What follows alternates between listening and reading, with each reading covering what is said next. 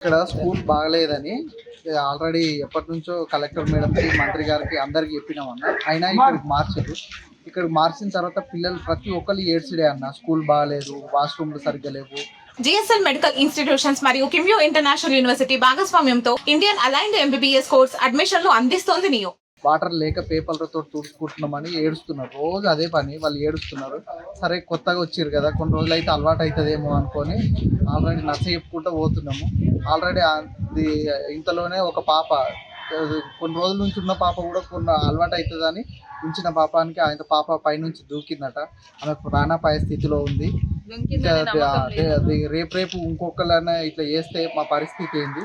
కావున ఇది కొంచెం స్కూల్ని వేరే దగ్గరికి షిఫ్ట్ చేసి మంచి ఫెసిలిటీస్ ఉన్న దగ్గరికి మార్చగలరని కోరుతున్నాం. కలెక్టర్ మేడం ఇప్పటికైనా స్పందించి ఆడ దుక్కుతున్నాక ఆల్రెడీ అందరు పిల్లలు చూసిర్రు. అందరు పిల్లలు ఇది భయపడ్డారు. ఆల్రెడీ ఈడ కోతులు అవి ఉండగా చాలామంది ఇప్పటికి ఒక 10-15 మంది పిల్లలు ఆల్రెడీ కోతులు వస్తే బట్టలు తీసుకుపోతుంటే జారి పడితే చాలా మందికి చెయ్యిలు ఇరిగినాయి, కాళ్ళు ఇరిగినాయి. అవన్నీ ఫోటోలు గిట్లు ఉన్నాయి మా దగ్గర. అందరికి ఇంత ఆడ ఒక్కరికి ఇంత చిన్న మేజర్ చిన్న కూడా దెబ్బ తాకని ప్లేస్ దగ్గరికి వెళ్ళి తీసుకొచ్చి 10-15 మంది కాళ్ళు ఇరిగే దగ్గరికి, చేతులు ఇరిగే దగ్గర తీసుకొచ్చింది. ఆల్రెడీ ఓ పాప ప్రాణాపాయ స్థితిలోనే ఉంది. దీనికి కారణం ఓన్లీ ప్రిన్సిపాలు, డీసీఓ, ఆర్సీఓనే. ఈ ముగ్గురు కారణం చేతనే ఇది ఉంది. ఇది ఎందుకంటే డీసీఓ బిల్డింగ్ ఇది, ఆయనకు రెంట్ కోసం వీడికి మార్చేది అంతే, వేరే ఏ కారణం లేదు. ఆయన రెంట్ కోసం మా పిల్లల ప్రాణాలతోటి ఆడుకుంటూ. మిడ్దొడ్లో ఎంజీపీ హాస్టల్ ఇంత ముందే బాగాలేదని తెలుసు మాకు, కానీ పిల్లలకు నచ్చ చెప్పి పంపించినాము.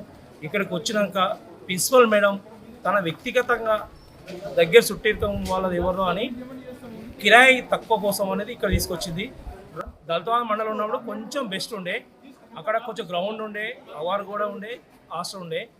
కనీసం ఇక్కడికి వచ్చినాక కూడా ఈ పైన తిరిగంతస్తు పట్టీలు కొట్టి, మనము పట్టీలు ఎవరు కొట్టిలేదు ఇంతవరకు.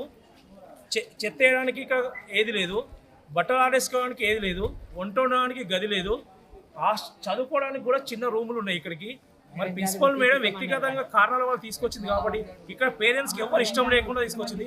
ఒక ఎంఈఓ గారు కూడా తెలియకుండా వచ్చింది కాబట్టి నేనేంటంటే రిక్వెస్ట్ గవర్నమెంట్ కానీ కలెక్టర్ గారికి ఏంటంటే, ఇక్కడ నుంచి ఇమ్మీడియట్లా ఎక్కడైనా సరే సిద్దిపేట కానీ మిడ్దోటి కానీ ఇంకెక్కడ అవైలబుల్ ఉంటే హాస్టల్ పెద్ద ఉండి కొంచెం అన్ని సౌకర్యాలు ఉన్న దగ్గరికి చేర్చగలరని కలెక్టర్ కానీ, సీఎం కానీ, ఇక్కడ ఉన్న లోకల్ ఎమ్మెల్యే కానీ, ఎంపీ గారు కానీ ఇమ్మీడియట్గా చర్య తీసుకోవాలని ఇక్కడ ప్రిన్సిపల్ మేడంను ప్రేమిగా సస్పెండ్ చేయాలని నా మనవి.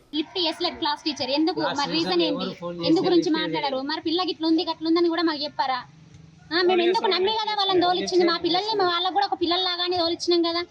వాళ్ళ పిల్లలు కూడా ఇంకా వేరే దగ్గర చదువుతుంటే వాళ్ళకి ఏమనిపించదా? ఇట్లాంటి పరిస్థితి వస్తే అందరు ఒకలాగా ఉంటారు, అందరు ఇళ్ళలోనే ఉంటారు.